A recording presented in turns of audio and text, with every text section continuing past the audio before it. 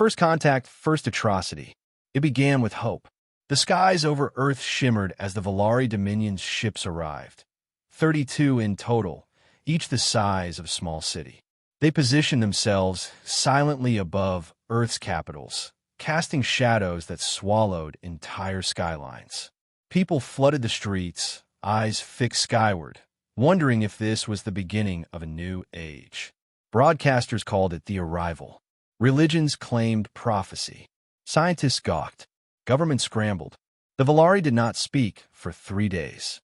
Then, without warning, every screen, every satellite feed, every communication channel displayed a tall, silver-skinned alien with glowing eyes and a voice like crystal rain. We are the Velari Dominion. You're not alone. Rejoice. The message was simple. They came bearing peace and technology. They offered galactic knowledge, medicine that could cure all diseases, and the promise of a place among the stars. They lied. Within a week, their true nature was revealed. The peace offering was a distraction. During the diplomatic talks, their orbital weapons activated. Lasers carved craters into Earth's crust. Pulsar beams vaporized military bases. Biological agents turned soldiers into liquid. New York, Tokyo, Moscow, Nairobi, gone. In a single night, over 2 billion perished. Earth's militaries fought back. Brave, desperate resistance erupted across continents, but the weapons of man were spears against the storm. Humanity's proudest machines, jet fighters, submarines, satellite defenses, were torn from the skies or fried in orbit. The Velari didn't even send troops. Drones and automated constructs did the killing. Within a month, the United Nations unconditionally surrendered.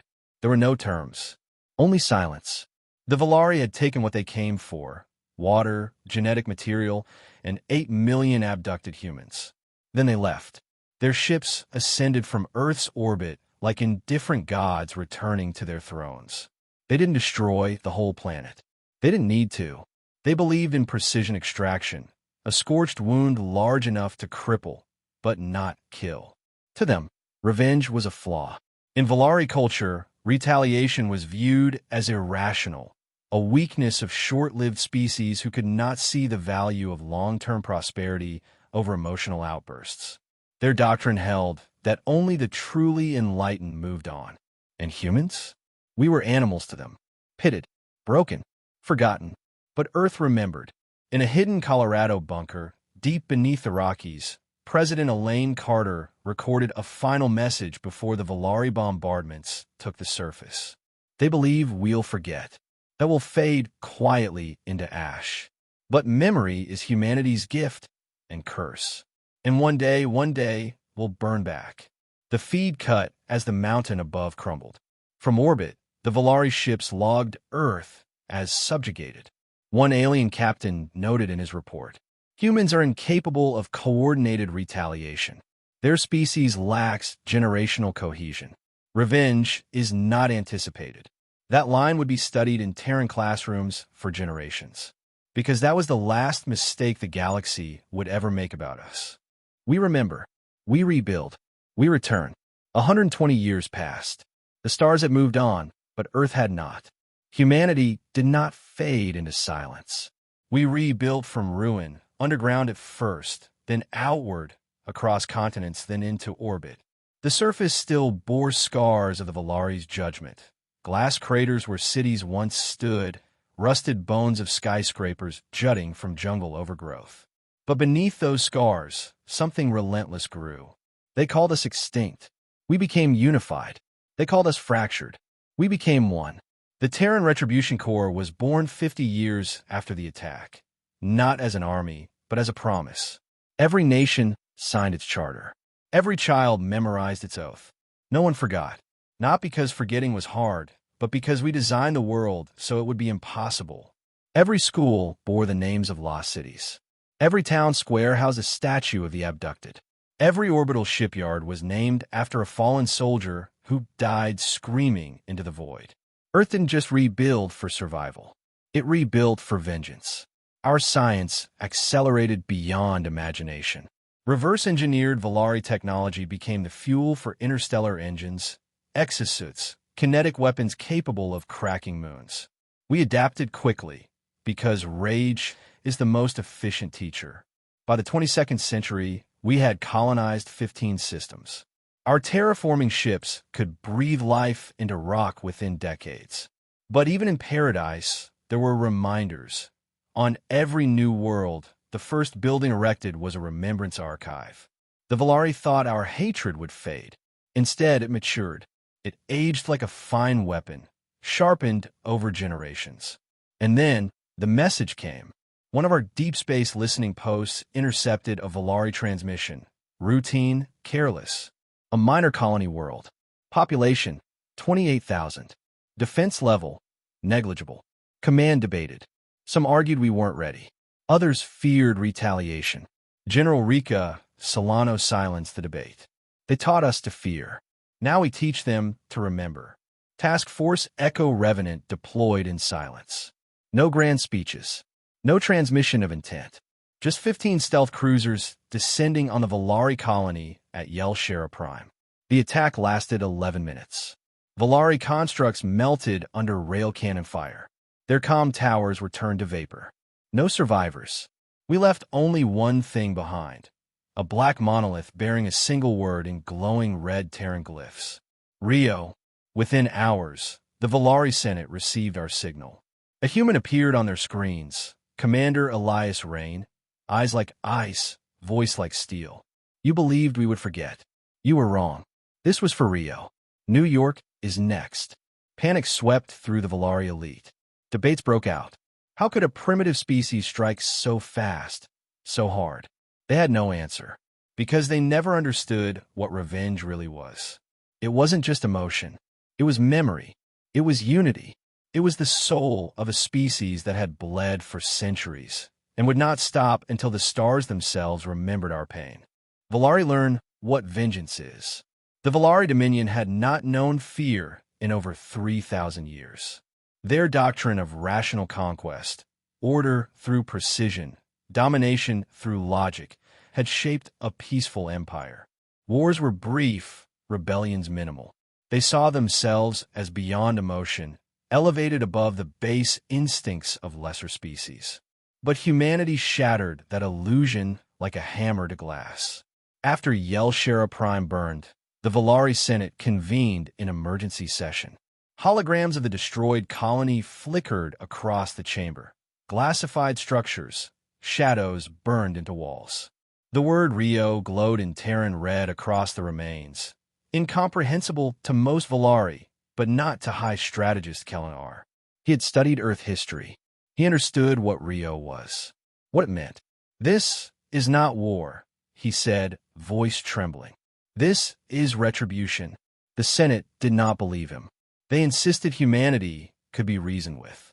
Treaties were proposed. Ambassadors dispatched. None returned. In the shadows of the galaxy, Terran fleets struck again. Not to conquer, but to remind. A Velari Stardock vanished over Pile 3. A genetics vault was breached and its contents destroyed. A deep space monument, one the Velari had built in mock celebration of Earth's integration, was hijacked and replaced with the names of every human city they had bombed.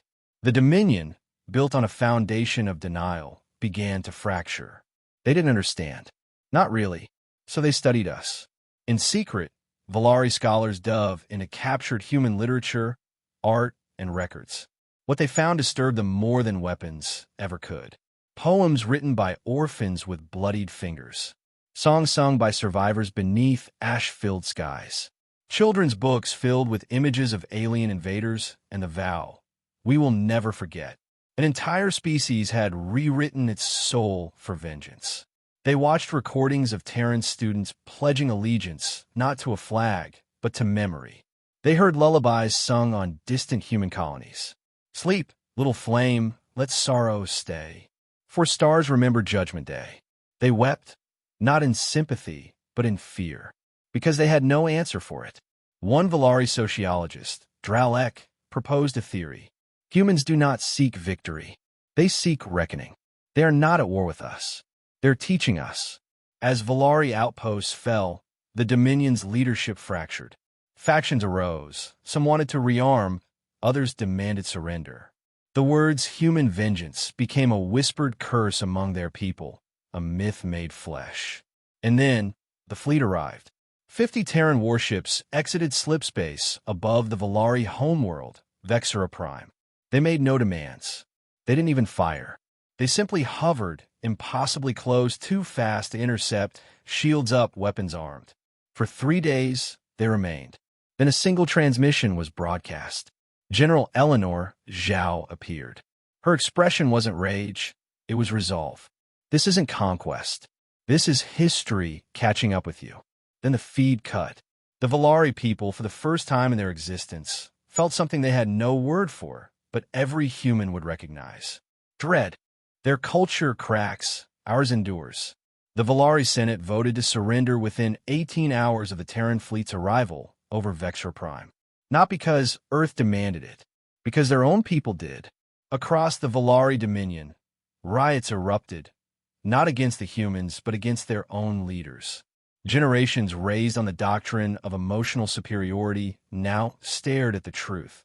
Their beliefs had failed them.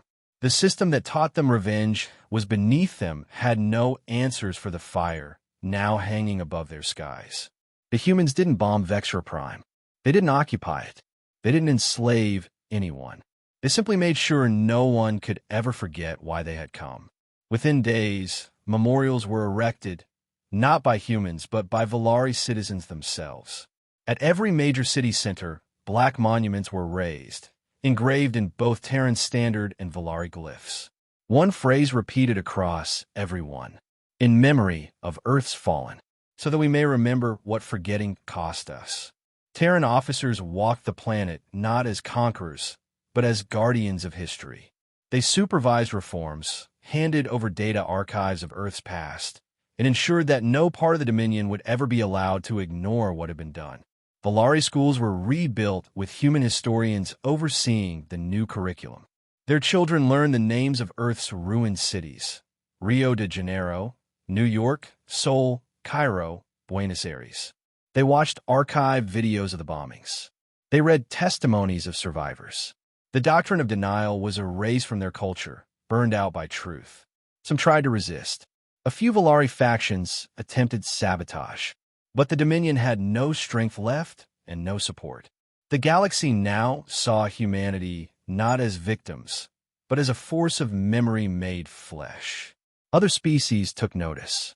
Treaties were signed, embassies opened, and behind every negotiation, there stood the silent understanding. Humanity forgets nothing. Back on Earth, the skyline of New Washington bore a new spire, a black steel obelisk reaching into orbit, known as the Pillar of Memory. At its base, a simple inscription: they came, they took, we rose.